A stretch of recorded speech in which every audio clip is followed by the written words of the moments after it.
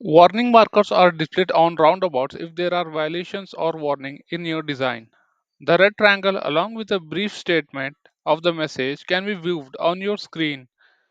Assuming these have not been turned off in the style, selecting the intersection object and anchoring your cursor into the warnings marker grip will reveal more details about the warning. This same information can also be found in the design which you can be used to review the message, but can also track the resolution notes from those working on the project. To resolve warning in your design, use the roundabout properties. In the roundabout properties, you can edit all the facets of the roundabout design. Under rounder dimensions, you can change the center island diameter, change the apron width and circulatory line width. Adjusting these options can help solve some of the warning messages. After entering a parameter, click Apply to update the drawing and remove the warning message. You can use this as a trial and error approach to resolve all warning messages.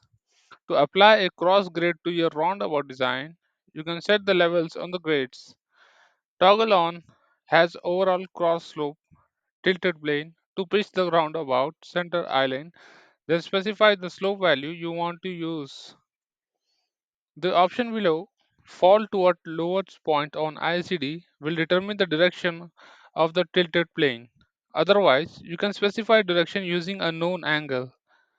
Click Apply to update the roundabout. Notice the directional arrow that now displays at the center island. To change the appearance of the roundabout, you can switch the current style that is applied.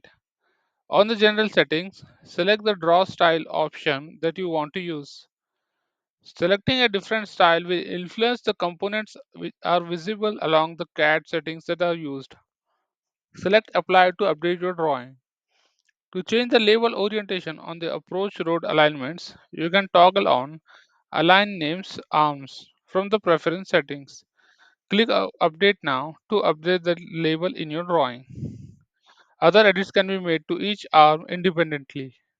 Select a designing group under the proper name, then use the table on the right along with the diagram view to override any of the design values. The interactive diagram view is very helpful to identify the design parameters that you are editing. To change the design parameter for the fastest path analysis or the swept path analysis, use the respective tables. Under the heads up display, you can turn off any details that you don't want included, or you can turn off HUD altogether. Visibility analysis, signage, and road markings can also be turned on and off as needed. You can turn these features off at the parent level or at the lower levels. When you're all finished making your edits, click Apply, then click Close. Make sure to save your drawing file after making any edits. The object grids can also be used to make interactive edits to your roundabout design. Selecting a roundabout object will reveal all of its grip. To identify grip, use the cursor tooltips.